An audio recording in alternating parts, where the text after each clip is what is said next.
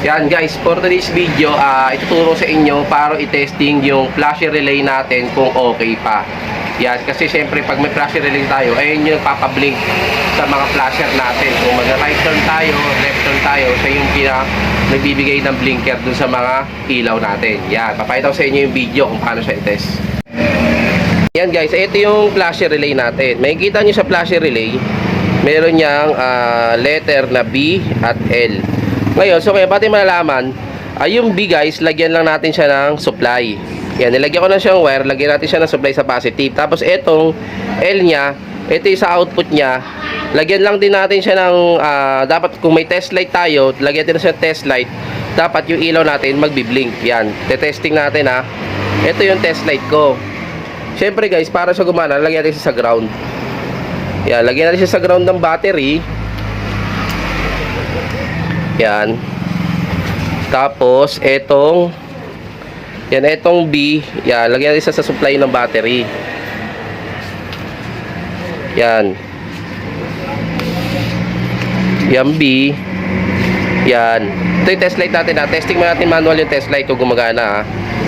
Yan, yan ang ilaw.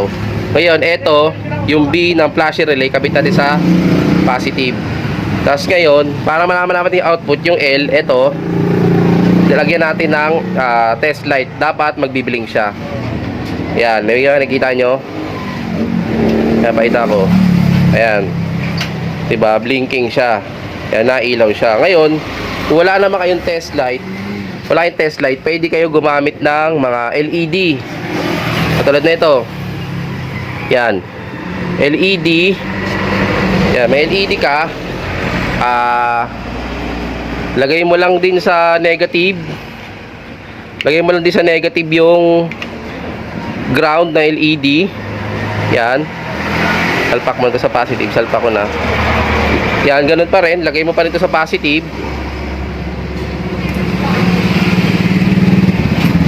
Yan. Yung LED, lagay mo siya ground yung negative niya. Tapos yung positive niya, dito mo siya ilalagay sa flasher relay. Ayan. Yan, pansin mo, diba? Yan, kung wala kang test light, LED gamitin mo. Yan, diba yung mga motor may mga battery naman. Yan, ganyan lang siya guys, oh. Yung negative na LED sa negative ng battery. Tapos yung positive nito dito sa L ng flasher relay. Yan, tapos yung flasher relay, yung B niya, input niya doon sa positive ng battery. Yan, ganoon lang siya kasimple guys. Ayan, diba? Blinker siya, blinking siya. Yan.